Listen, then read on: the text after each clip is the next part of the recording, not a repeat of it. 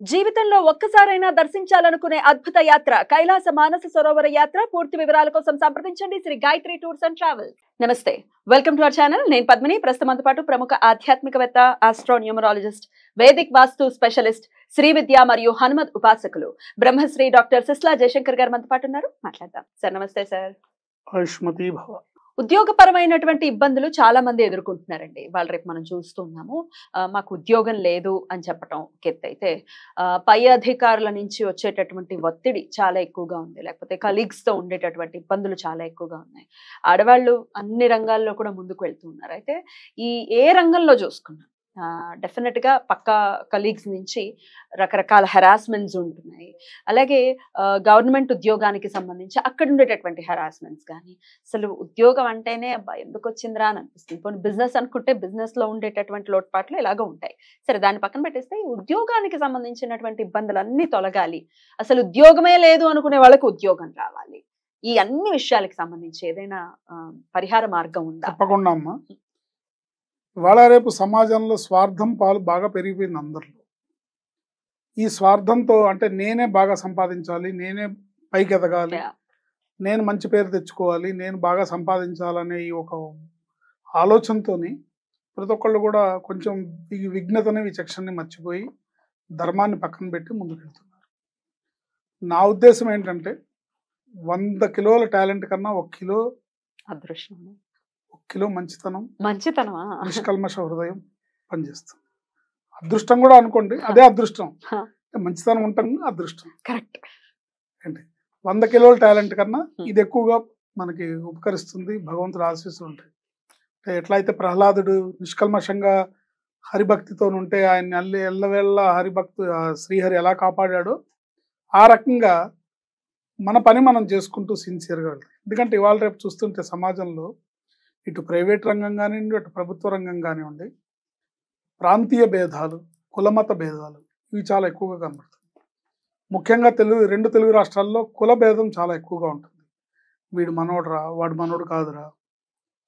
అదే మీరు ఢిల్లీ లెవెల్కి వెళ్ళారనుకోండి, ఏ ఆంధ్ర వాళ్ళ, ఏ తమిళనాడు వాళ్ళ, ఏ కేరళ, సంబంధించి ఉండదా? కాస్ట్ ఉండదు అక్కడ, కాస్ట్ ఏరియా వైజ్. సో ఈ రకంగా ఏ యూనిటీ లేని మనకే ఆంధ్రాలో ఎంతో కొంత యూనిటీ లోపం అయితే ఉంది అని అనిపిస్తుంది. తమిళనాడుని చూసుకోండి ఎంత యూనిటీగా ఉంటారో. మనం అనుకుంటాం అలా, అక్కడ కూడా లోపాలు ఉన్నాయా?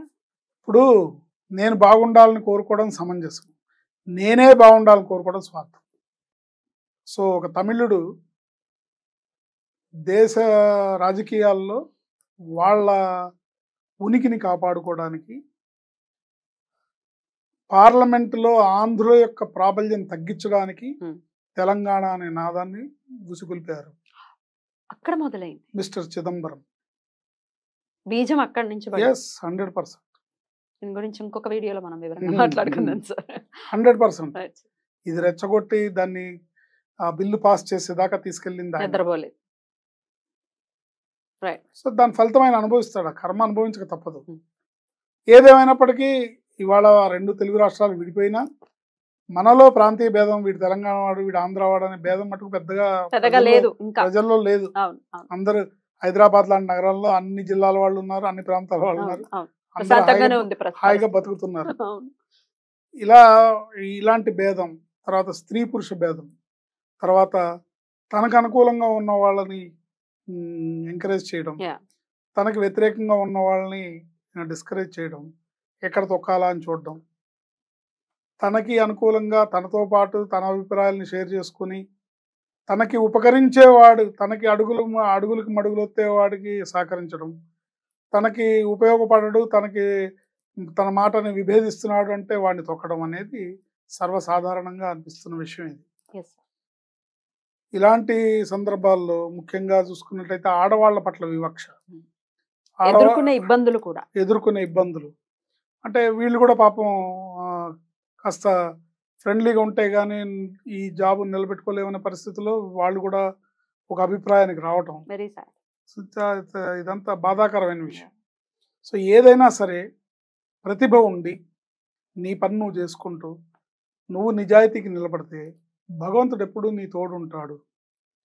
ఎందుకు నాకు ఒక సినిమాలో ఒక సన్నివేశం కూడా మంచి ఇన్స్పైర్మెంట్.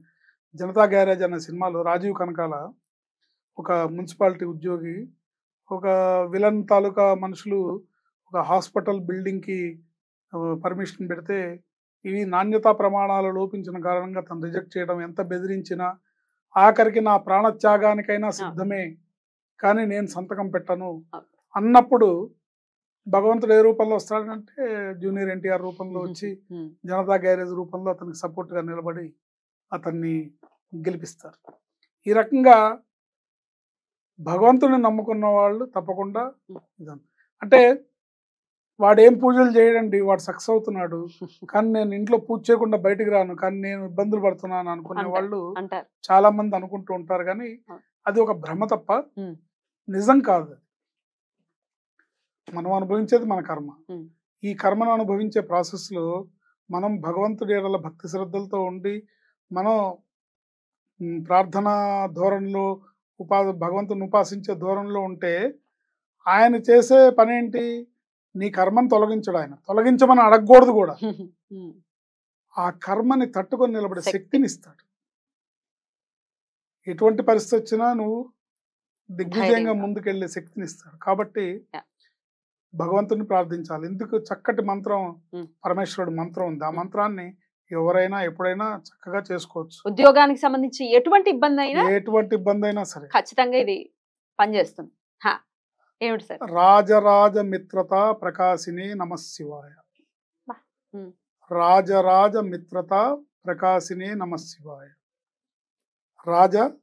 రాజులకే రాజా, రాజరాజ మిత్రత అంటే పై అధికారులందరూ పైన ఎవరన్నా సరే మిత్రులు వాళ్ళందరూ మిత్రులుగా మార్చి వాళ్ళందరూ ఇతని పట్ల మిత్రతా భావాన్ని చూపించడానికి, ఇతనికి సహకరించడానికి, ఇతని ప్రమోషన్స్కి సహకరించడానికి, ఇంక్రిమెంట్స్కి సహకరించడానికి ఈ మంత్రం చాలా బాగా ఉపయోగపడుతుంది.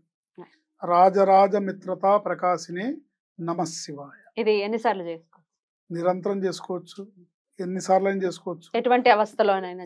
ఎటువంటి అవస్థలో అంటే ముఖ్యంగా నమఃశివాయ అంటున్నాం కాబట్టి ఆడవాళ్ళు పీరియడ్స్ టైంలో కాకుండా చేసుకోవచ్చు. ఆఫీస్ లో ఉన్నాం, ఇప్పుడు ఆల్రెడీ ఆ ఇబ్బందుల్లోనే ఉన్నాం, మనసులో అలా స్మరణ చేసుకోవచ్చు.